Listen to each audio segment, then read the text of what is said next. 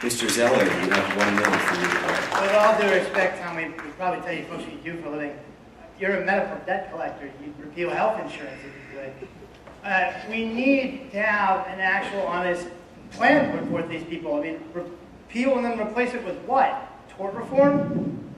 I really think my right ankle is worth $150 million, and I think that's up to a judge, my lawyer, my doctor, and his lawyer. And I don't think an arbitrary, unelected bureaucrat in Washington should decide how much my right ankle is worth, because that is tort reform. I want to have that discussion on preventative medicine. I want to have that discussion on how we reduce costs, but I also want to do it with the 4 things that we all want to retain. That's why our genius founding fathers, Madison, Jefferson, came up with this process of amending. It was so that you could keep the things about a bill that everybody liked and get rid of all the things that not everybody agreed with. I mean, isn't that the definition, by the way, of a compromise? A solution that no side likes? I think that's what we got right now, is a solution that nobody likes, but there are provisions of that solution that we all like, and these are 4 things Thank you, Mr. that are worth Zeller. keeping. Mr. Reed, you have 1 minute.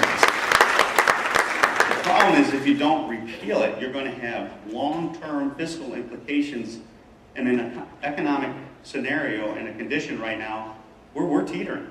Where we're teetering on American bankruptcy like we talked about. This is not a policy that we can afford, nor can we support. And unless we stand for repeal, it is great to talk about amending this, amending that. But if you fundamentally talk about repeal, it will bring the issue back to the forefront. Because the parties on both sides that are passionate about their positions are going to engage in that debate. And what you will see in us as your representative is always trying to force that debate. That's why we stand for repeal. All right, thank you, Mr. Reed. Our next question. Do you support or do you oppose the don't ask, don't tell rule for the U.S. military? Mr. Reed, you have 2 minutes. At this point in time, given the nature of our global commitments, we don't support amending that policy at this point in time until those global conflicts are taken care of and our military is in a situation where the leaders have fully vetted the policy and fully support the policies and the chief of staff make that recommendation. Then that's the time to go forward with it, in my opinion. But at this point in time, we don't support it. All right, Mr. Reed, thank you. Mr. Zeller, you have 2 minutes. I think it's about time that we get rid of don't ask, don't tell, and we should have done it years ago. In my 9 years in service to this country in uniform, I never once saw my unit's operational readiness or our morale affected by somebody's sexual identity. What I did see was the loss of their skill set profoundly affect my morale, the morale of my men, and our operational readiness. We're fighting a 2-front war. We just had a report that came out from the Army, the Marine Corps, the Navy, the Air Force that said that half of all Americans could not meet the weight requirement to serve in the Army, in the military. We need as many people who are able-bodied who want to go on the front lines as possible at this point. And I think it's time that the President show some true leadership. To act with letting Congress have the Pentagon do a review, stand up, show some backbone and say, Truman integrated and we're getting rid of this thing. And oh, by the way, if we need to wait for the generals or the Joint Chiefs, as you said, thankfully the chairman of the Joint Chiefs, Admiral Mullen, has said the policy should go, along with his civilian boss, the Secretary of Defense, Bob Gates. If the senior ranking member of a civilian of the Defense Department and the senior uniformed officer of the Defense Department say that it's time to get rid of the thing, I'm really good at saluting and executing. Tell us to do it. Let's get rid of this thing. It's time to end this abhorrent policy.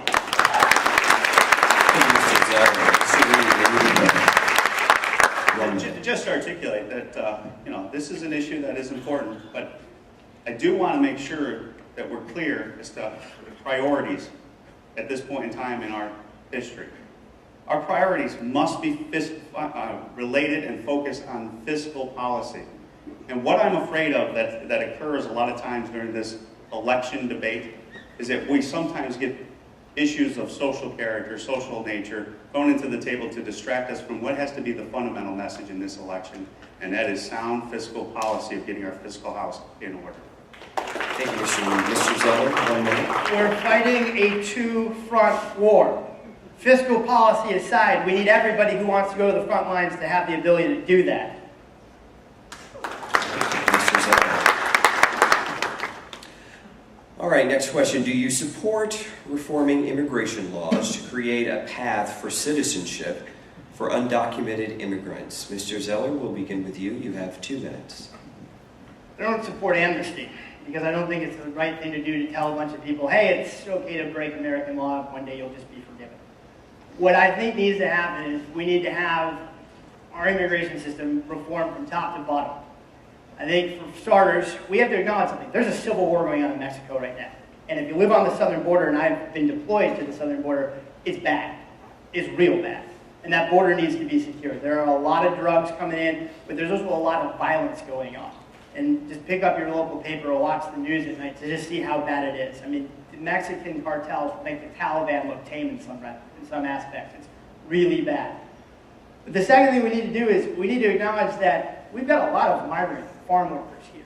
And we've got farmers in our district, because farming is our largest industry, who are very dependent on those migrant farm workers.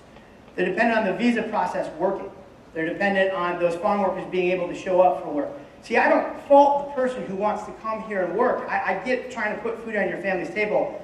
Where I have issue, and this is where I think we need to actually have a conversation, is the people who are knowingly and willingly employing illegals at the expense of Americans. Now, think about this for a second. You come here illegally, we throw you into INS detention, we spend $45,000 to deport you, but if you hire that person, we just financially slap you on the wrist and say, don't do it again. And that's got to change. I mean, this is a basic supply and demand thing. There's a lot of supply and there's a lot of demand. If you take away demand for these people by having stiffer penalties, supply will reduce. I do want to see our nation's border secured. I want to see people be able to come here reasonably and affordably, and I don't want to see it to be cumbersome, but acknowledge that we also have a lot of migrants and we need our visa system to work.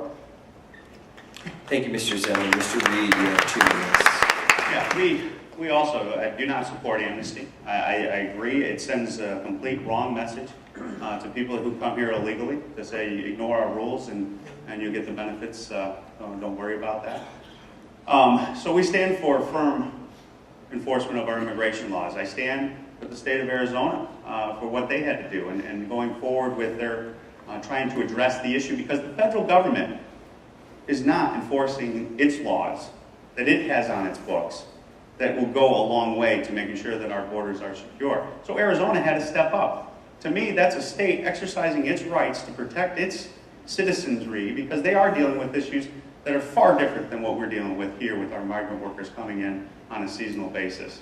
They're dealing with rapists, murderers, drug dealers, and they had to take action. That's why we support what they did. I also support and recognize, having spent so much time on the road talking to farmers, listening to farmers, I recognize that their seasonal workloads require a workforce that's readily accessible to them in order to fill that need. Now, my hope would be that they would reach out to local people that are here looking for a job and ask the local people to be the individuals to fill those jobs. But we do need to recognize that they need the H-2A system, that they need the visa program, that we need to make sure that we're doing our job as a federal representative, making sure that the departments of the federal government are being run efficiently. I mean, if I can go to an ATM in Europe and it can tell me my name, address, bank, and how much money I have in my bank account, we should be able to process this paperwork much more efficient than how they do it in the federal government right now. So we support all of the above. Thank you, Mr. Reed. Mr. Zeller, you have 1 minute for your report. Which is going to take funding, and a government that actually is funded to work. See, I don't support what Arizona was trying, what they did, because if you take a look at what the Arizona Police Department said, it's going to substantially impede their ability to have an interaction with the local Latino population. The Arizona Police Department actually, statewide, came out on behalf of their association and said this is a bad law, it doesn't make sense. And it sets up a really interesting precedent, which is that Texas could have its own border law, New Mexico could have its own border law. This just shows how profoundly much of a failure the federal government is. I mean, it's broken. Washington should have gotten his act together rather than leaving it up to a state like Arizona to decide. But if we're going to go forward, and please address this so that we give them a debate, we have to talk about the people who are knowingly and willingly employing these people, because that is going to ultimately reduce demand for people coming here. If there's nobody hiring them, then people are going to write back and say, the Americans are not hiring us anymore, it's not worth going north. No, by the way, it's part of our agricultural trade policy that is impacted.